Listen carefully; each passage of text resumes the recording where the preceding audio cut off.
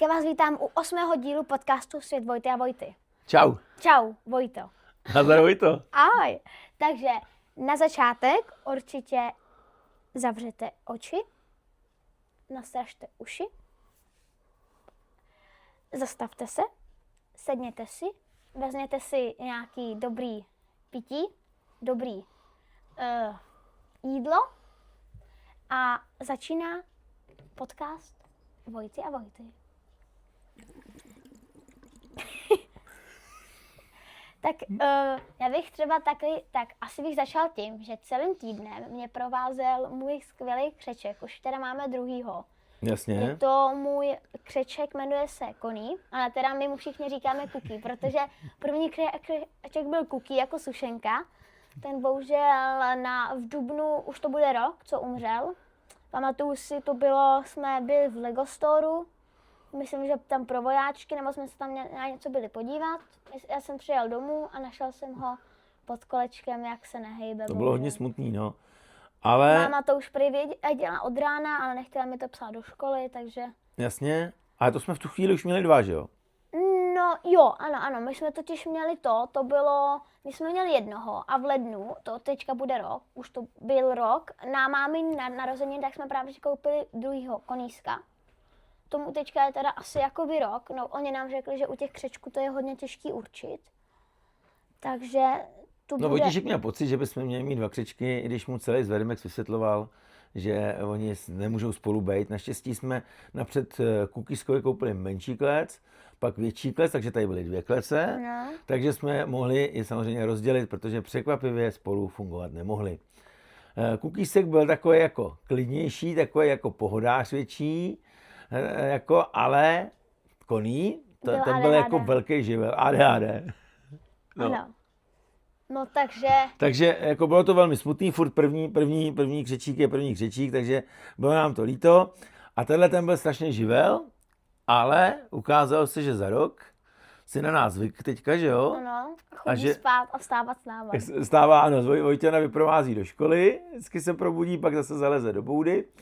A je to prostě fajn, no. Jako jsem rád, že ho mám, přestože jsem ho nechtěl, protože mám alergii, ale takovýhle křečík mi fakt ublížit nemůže a pokud ho nemám metr od postele, tak si myslím, že jako mít nějaký zvíře doma je asi fakt hezká věc. To ano. Tak třeba taky, já bych rád podotkl to, že třeba si přeju takovou hru, jo, jmenuje se to Contraband Police, hru za vysvědčení. Ano. A vlastně ta hra je o tom, že seš na hranicích v roce 1981 v Rusku, Ano. v tehdy Sovětském svazu, na Karikatce, Jasně. hraničním přechodu, jako je Rozvadov, a tam vlastně ti jedou a ty buď jako můžeš být takový ten, jako v té moci jako hodnej, že je budeš jako pouštět, budeš takovej mírnej a třeba kdyby jako něco měli špatně, třeba jako kdyby měli pár dní prošlej pas, tak jim to uzná, a nebo může být takový ten kokot, který mu se dostalo velký funkce, že prostě jedinou maličkost a jde do prdele.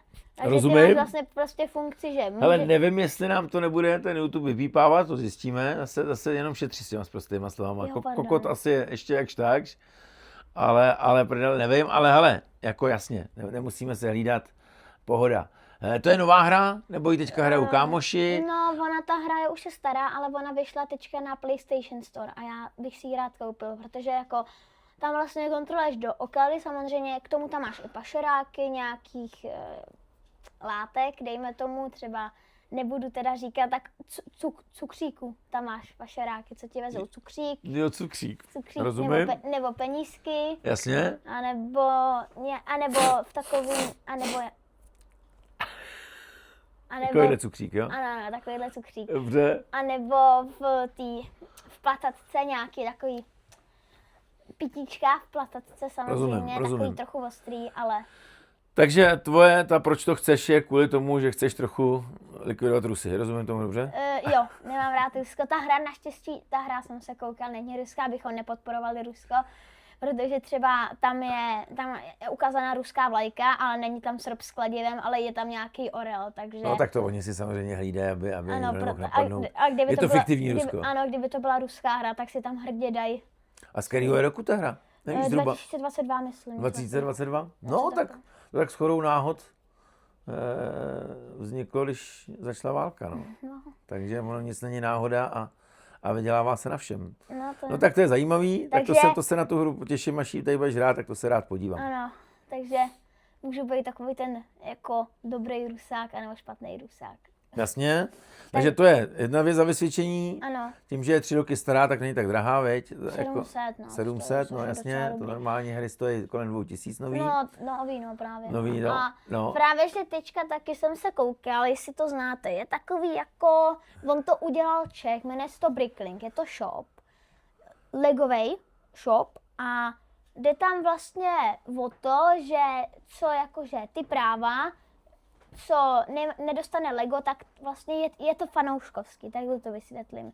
Že tam jednou za půl roku tak fanoušci tam navrhnou nějaký set. Může to být hrad, může to být nějaký dům, třeba teďka tam je nějaká hrad lvých rytířů, je tam malířská, je tam jako Louvre, je tam prostě cokoliv, co to Lego nenavrhlo. Rozumím. A pak se vybere 5 finalistů a to se prodává.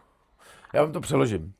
Je to tak, že samozřejmě Lego v dnešní době díky hyperkorektnosti vlastně některý vlastně stavebnice nechce vydávat veřejně pod značkou Lego, protože války, protože Piráti, protože středověk nechtějí podporovat jakoby vlastně agresi.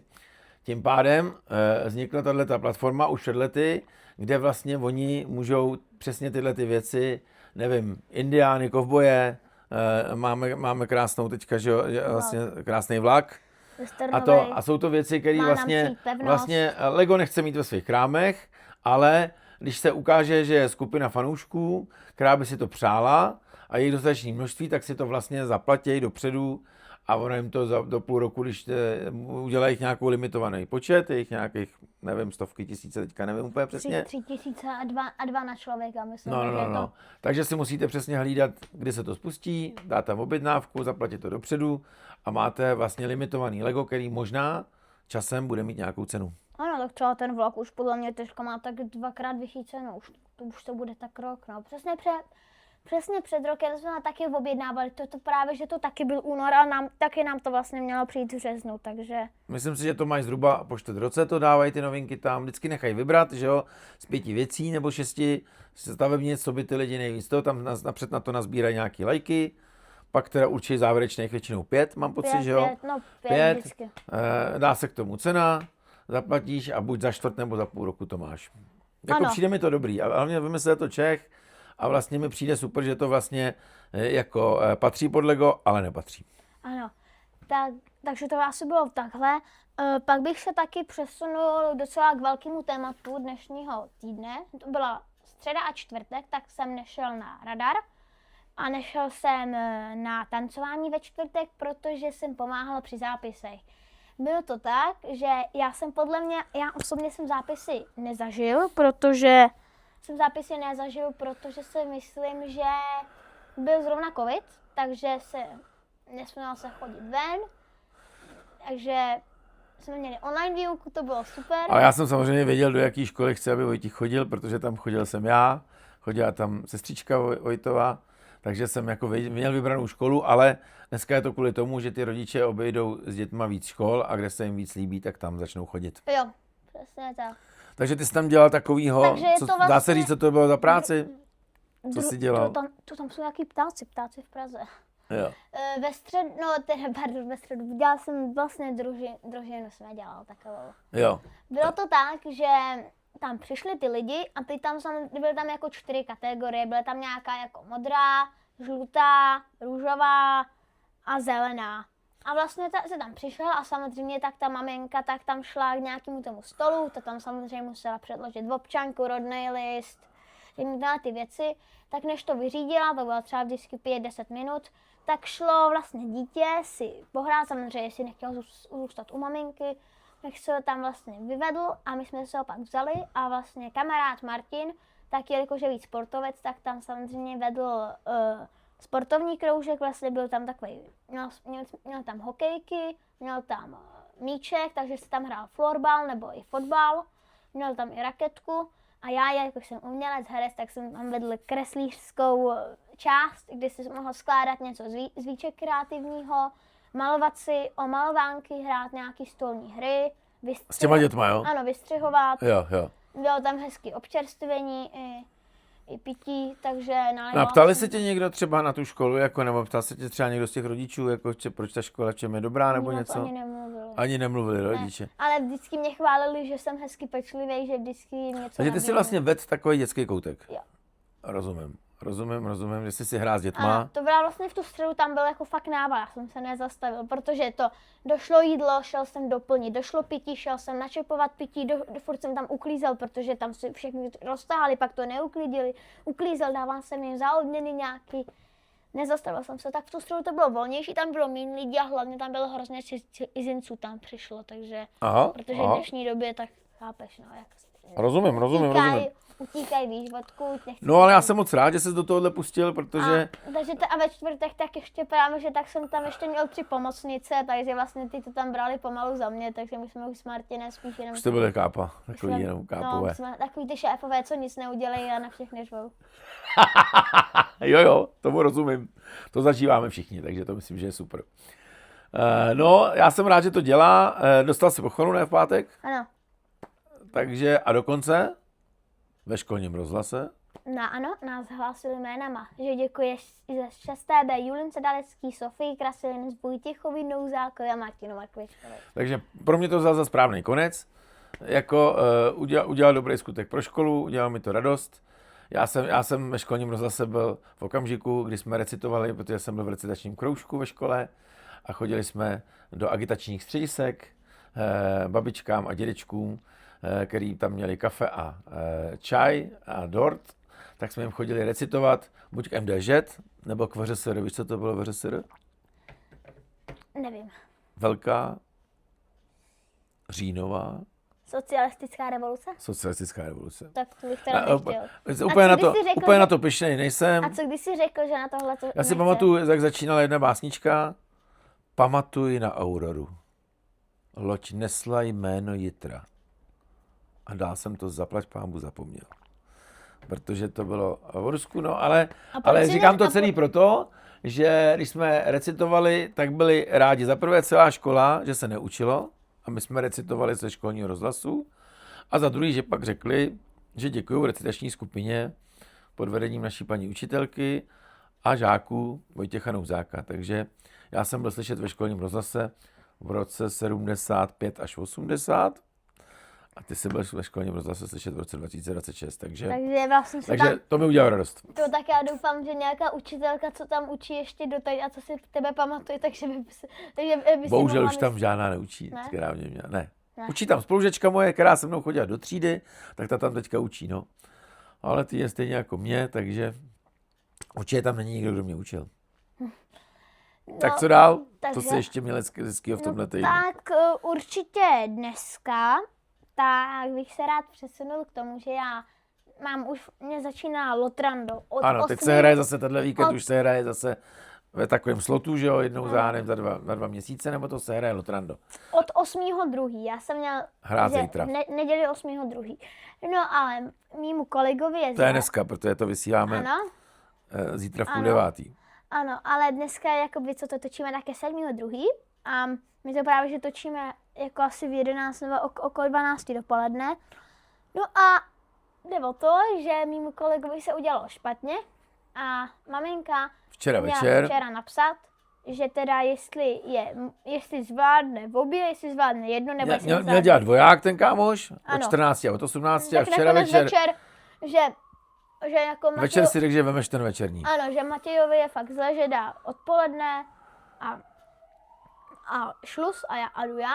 No a dneska se probudil asi hádám teda ještě v horším stavu. To znamená, že jdu od 14 a od 18. Takže dneska budeš mít 2 představení, zítra jedno. Já jsem za to strašně rád. Za prvé, nejenom, že to veme, že máme čas, že to jsme schopní takhle, protože já celý život, můj život je tak, že nevím, co bude odpoledne a nevím, co bude večer, ale nemám s tím problém prostě furt měnit svoje plány. Takže jsem rád, že Vojta do toho takhle krásně naskakuje a že prostě je dobrý být vždycky připravený. No. Je to dobrý, protože za prvé se jdete pobavit s partou, za druhý vyděláte ještě nějaký penízky navíc A za třetí děláte dobrý skutky. Já prostě považuji to fajn, že jako když je někdo nemocný a teď by se tam trápil a teď ale lidi prostě alternace jste vy dva, tak je potřeba, aby si zaskočil, takže já jsem strašně rád, že tohle zažíváš už takhle v tomhle věku, protože se to hodí pro to, co chceš dělat. No, takže vy vlastně asi chceš ještě něco doplnit ty ze svého krásného týdne? Já ze svého krásného týdne, tak já byl zase na konzervatoři, dal jsem studentům vybrat, vždycky se snažím, aby mi natočili nějaký video na minutu a dal jsem jim vybrat z témat, jo. Vlastně Petr Pavel, cokoliv, plus minus, nějaký pocit minutový video o Petru Pavlovi, Tramvaj na Václaváku, No. zpropagovat jednu rapovou stránku, kterou jsem objevil, která mi přišla docela zajímavá, stravování mladých, doporučit, říct, co jsou ty chyby, nebo jako jak vlastně dneska se mladí stravujou, něco. Říkám, bylo mi jedno, jak to pojmou, ale prostě, aby se naučili sami si to připravit, mít nějaký názor a vlastně to. A poslední byly drogy. Takže se mi zběhly věci o drogách, o repu, Petr Pavel nic, tramvaje nic. Jo, ještě tam bylo zahájení olympiády. Mimochodem, to je taky dobrý téma. Včera byla, nebo v pátek zahájila se olympiáda. Koukal jsi na to chvíli? Já ano, ale spíš jsem na to koukal ve hře, protože taky přesně v 8, tak v jedné hře na Robloxu, tak udělali spolupráci s tou olympiádou v Miláně, nebo to není v Miláně, v Cortíně. A vlastně bylo to tak, že ty tam vlastně jakoby, ty tam máš 3 svahy, můžeš tam normálně lyžovat, můžeš se koukat přes tu hru na ten přenos té olympiády, což mi přijde hrozně super, máš tam jakože studio, jakože si zahrát na to, že tam moderuješ nějakou olympiádu, horskou službu tam máš, stupně vítězů, nějaký takový ty jakože stěny, jak se u nich vždycky fotíš. Jasně. Dokonce funkční lanovku nahoru a dolů tě to může vyvízt. Tak snaží se to dneska pro mladý to udělat, aby to bylo, aby vás to bavilo. Prosím tě, tohle ten týden, bavili jste se ve škole o tom, že začne olympiáda, nebo jste to zjistila včera večer u televize? To mě zajímá. Ne, ani jsme se nebavili o tolik. No a přesně tohle to ty studenti, že když jim to ve čtvrtek já navrhnu, já mám furt studenty 16 letý, ty jsi 11 let a prostě mě spíš fascinuje, že vás to jako pro vás to vlastně asi událost vůbec žádná není. Ano, je to tím, že my jsme samozřejmě měli televizi a když nám tam dali olympiádu, tak jsme koukali na olympiádu, že jo. Pro nás oni nám to jako vlastně strčili do toho pokoje přes tu televizi. Takže chápu, že vás to dneska může minout. Na druhou stranu máme tam opravdu 113 sportovců, máme tam jednu z největších skoro výprav. David Pastrňák tamhle je. David Pastrňák, to mám tadyhle přesně. A jako dnes, bavilo by tě nejít vlajku? Nebo bys to radši nechal někomu jinému? Vlajku asi jo, ale že bych chtěl tam sportovat asi úplně ne. Já prostě ten sportovec nejsem. Jako rád sportuju, ale... Jasně. A jak se ti líbilo oblečení kolekce? Viděl jsi to? No, jak jsou oblečený? Tak když jsi na to včera koukal večer, tak jsi to viděl, takový 3 tečky. Asi nekomentuju. Jakože nepobaví, nenadchne, takhle neurazí ani nenadchne, jo? Asi ne. Jasně. Jasně to úplně super duper a divný. No tak co ještě dál? Co ještě ty bys... No tak ty si určitě, ty si točil tiki-taku, že jo? Já jsem točil tiki-taku 300, klaplo to, ale samozřejmě, tak jak jsem si vždycky říkal, proč se to nemá točit živě, tak se stalo to, že se tam pustil trochu takový tenký led v jednom tématu. No a ještě jsem to šel v noci vystřihávat, protože samozřejmě do reprízy to úplně nebylo dobrý a já jsem jenom v duchu si říkal, no tak to potvrzuje to, co říkám, prostě nemá se to vysílat živě. A co se stalo? A no, se tam mluvili o jednom hráči, který nějakým způsobem bude možná stíhaný, nebo něco je tam něco, není to úplně právě, není to ani jasný. Já vždycky říkám, pokud ty věci nejsou jako úplně, jsou to jenom jako hypotézy, nebo jako spekulace a nějak to jako běží, je to v nějakém procesu, tak je strašně těžký to k tomu vyjadřovat v televizi, protože už je to nevratný, pak ta situace celá skončí jinak, vynímej mě. A takže tohle to si myslím, že prostě to a stalo se, tak jak jsme to vystřelili, nic se nestalo, ale myslím si, že v žádná talk show na světě se netočí živě, ani tato se netočí živě, i když teda musím říct, že my jsme opravdu ještě, máme 8. díl, jsme z toho nic nevystřihli, nic. Takže my to jedeme s vámi na férovku a jdeme z kůží na trh, tak jsem doufám, že to oceníte. Ano. No co dál, co tě ještě tenhle týden, tak No co mě máš? třeba zaujalo, že si vlastně... Koukal jsi na 300 tiki-taku mojí? Nekoukal. Jasně, chápu. Mě třeba zaujalo, že jsi začal jako konkurenci, jo? Že jsi mě udělal úplně konkurenci, nějaký podcast Sportovec 2.0, to je jako konkurence, já ji potřebuji, tu jako musíme zničit. Ne, to není o tom zničení, vidíšku, podcastu je tuny, dneska je strašně moc obsahu. Ale to dělá... A víš, o čem to je? Ta Sportovec 2.0? Sportovci 2.0. No a co si pod tím představíš, když se řekne Sportovec 2.0? Stroj. Já fakt? Jo, protože třeba většinou, anebo nějaký oživený sportovec. Jakože to je robot. No, že třeba sportovec, jakože 2000, sportovec 3000, sportovec, Aha, takže jako, nějaký jakože stroj. Vidíš, tak nám to jako evokuje, že Sportovec 2.0 jakože nový sportovec. Že sportovec, on je po kariéře, začíná nový život, takže je to jako vlastně jakoby update programu nebo něco. A pro vás je to už robot. Ale to je super. Já si potom představuju takovou jednu scénku, jo. No. Si ji se hrajeme, jo. Ano. Herecké okénko Vojty a Vojty. Tak, co mám dělat? Dobrý den. Dobrý den. Já jsem hodně, samozřejmě, já jsem jakoby hodně sportovní a jsem úplně profík v tom sportování. A mám tady pro vás jednu radu, jo. Jak se správně zdravovat před a po tréninku. Ano. 2000. Jo, tak to je taková představa. No tak dobrý, no. Za to, že jsi mi řekl. Jo, že mi ty řekneš tu radu? Jo. Tak dobře, máš 2000 ode mě? Dobře. Přišlo to už na účet? Pink. Děkuju. Podívej se na moji stránku, která je zdarma. A co tam je? Co bys mi teda radil s tou stravou? Co mám? 2000, no. Další? Jo. Pink? Je tam třeba jakože před tréninkem nesmíš jíst auto. Tak to je za 4, opravdu, jako pecka. Letadlo, motorovku, zbíječku a plastovou figurku a 5 lahví. A taky papír. Tak konec komerční okénka. Našich dětí, jejich představa 2000, co jíst po tréninku. No, ale je to zajímavý point. 2000, co jíst po tréninku. Ale já už mě došly prachy, takže já už vlastně radě o tebe nechci. Já si radši půjdu na Wikipedii, nebo na Google, nebo na umělou inteligenci. Zadarmo. 2000 a já no, ale to najdu. Počkej, ale jo, ty to najdeš za mě, no. Ty to ve finále máš taky z umělé inteligence. To je na tom to nejhorší, no. Hele, pak jsme pustili zajímavou věc, někdy v úterý, ve středu. Říkáš, tati, pojďme se na něco podívat. A já to koukám a říkám, to má 50 minut. A ono, ale jako jsou to nejlepší české reklamy jako natočený. A většina z nich je už zakázaných. A musím vám říct, že to je strašně zajímavá věc. Najděte si to na YouTube. Dáš si foforu? Jak se to přesně jmenuje? Sestřih nejlepších českých reklam. Sestřih nejlepších českých reklam.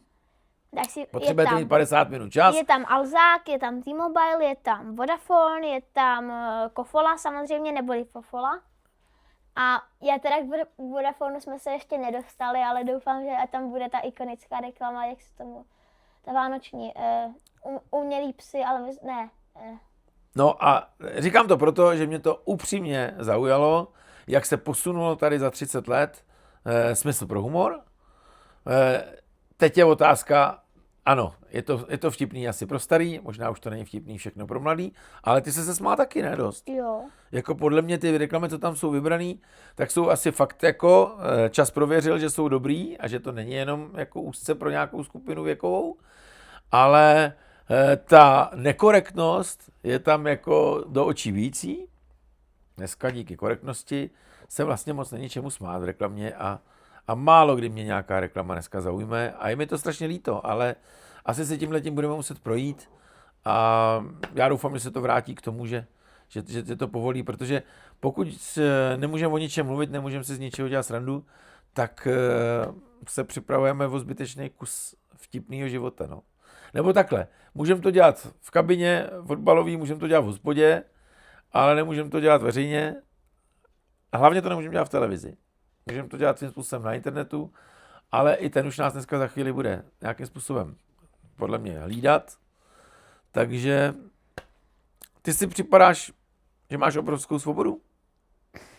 Nebo máš něco, co by si chtěl, aby bylo jinak? když se s někým hádáš, ale třeba když mě třeba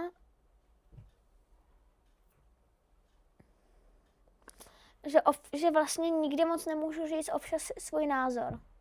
A nemůžu se s tím člověkem pustit do hádky. A proč? Protože se bojíš té jeho reakce? No hlavně, když je jakoby ve vyšším postavení. Třeba kdybych se chtěl hádat s učitelem o něco, tak mě prostě dá poznámky a všechny tyhle ty věci a ať se na něj neotvírám tím hubu, i když by to třeba byla sebe menší pravda, no. Takže poslední téma, to jsme nahrál. Dnešní hraní trochu tady jiskrnější debata na téma, že se máš učit do radaru. Ano. Popiš to a popiš to, v čem je trouble. Je to recitační soutěž a já mám text. Je to jakoby text, stránka a čtvrt, ale jakože není to úplně, je to po odstavcích, někdy v tom odstavci je 1 řádek, někdy 3, někdy 5. A já mám už třeba 3/4 hotovou, ale máma si myslí, že jako to nestihnu a že tam budu hroznej.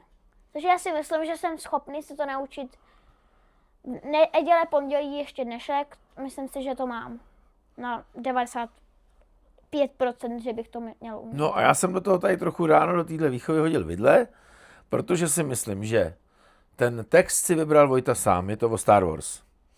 Ten text má 1,5 stránky psanýho textu, kterou se má naučit a maminka samozřejmě ho z toho jako zkouší a vlastně ho opravuje z různých slov, který třeba říká jinak. A já, umělecká duše, si myslím, mě jde víc o to, aby on to odrecitoval tak, aby mu věřili, o čem mluví. Tím pádem si nemyslím, že je potřeba to říkat doslovně. A vzniklo to strašně jednoduše, dělali jsme právě shodou okolností včera s Honzou Rajnochem na aplikaci 2.0, kdy máme nějaký minutový úvodní spot, který by měl nějak vyznít. A vlastně jsme spolu půl hodiny řešili každý slovo, který v tom, a furt jsme vyhazovali slova a vlastně ve finále jsme se dostali z takových jako 20, možná, no ne 20, kecám, 10-15 vět, opravdu k 5-6 heslům. A já si myslím, že u tohohle je to ten samý případ, že pokud nikdo neví, co ten Vojta měl na tom textu napsaný, tak je to o tom, aby to dobře přednes za cenu, že to nebude úplně slovo od slova. Takže jenom to je dneska, ale takže ti rozumím mamince, která se učila to jinak, prostě a považuje ty věci za jako důležitý je říct tak, jak je má napsaný, ale já si myslím, že pokud ty jsi to vybral, pokud ten, kdo na to bude koukat, to neví, co jsi jako vlastně, co tam v tom textu je, tak je to o tom tvým přednesu a je to o tom, jak to umíš, jak to budeš umět prodat. Ano, já bych chtěla takové ekonomické okénko. Ty jsi ekonom, tak mi to prostě vysvětlil. Máš si Vojty a Vojty za námi. Ano. Jak to, že nové chrániče Michala Hrdličky má za 18 hodin 837 zhlédnutí? Godla, když tam máš vždycky má svět Vojty a Vojty show Jana Krause a Zdeněk Godla, tak to má 0 zhlédnutí za 9 hodin.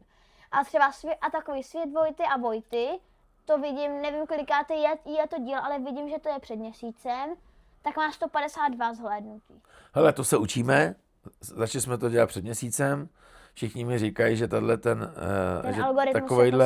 algoritmus je zvláštní, je to běh na dlouhou trať, zkouším reelska dávat některý na nás, musíme tam dost často dát vlastně svět Vojty a Vojty, to musíme.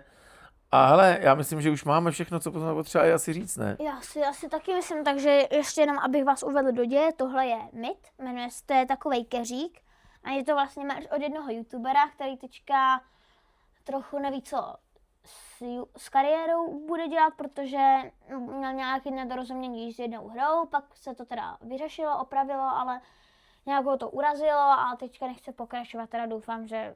Jo. Takže jako už to je měsíc asi, co nic nevydal, ale ten keřík je roztomilý, on se právě že vydává, jakože že je cash a to je asi všechno, takže jedna rada na závěr, co si myslíš? Můžeš mi říct? Ale 4 000. Moje rada zní? Moje rada zní 4 000. Do své kamery? Moje rada zní 4 000. To se podívej už naučit, už tam budeš mít. 4 000. No ne, cash to nemám tady. Jako tak kartu, já mám terminál. No máš už to, tak se jdi podívat naučit. Takhle nezdržuj tady diváky. Tak, jestli mě skemneš, tak jsi skemer. To nevím, co je naštěstí. Podvodník, jakože mě okradeš. Máte nový slovo od nás. Scammer. Takže já bych vám rád Poučíme řekla- se do celku? Ano. Ještě, Jo. že mě aspoň toho rýžu tady máš, no. Tak, Takže moje dnešní rada zní, jestli máte tmu, tak si rozsvíťte. tak se mějte krásně. A za týden jsme tady zas. Budíš světlo. Čau. Hezký týden vám přejem.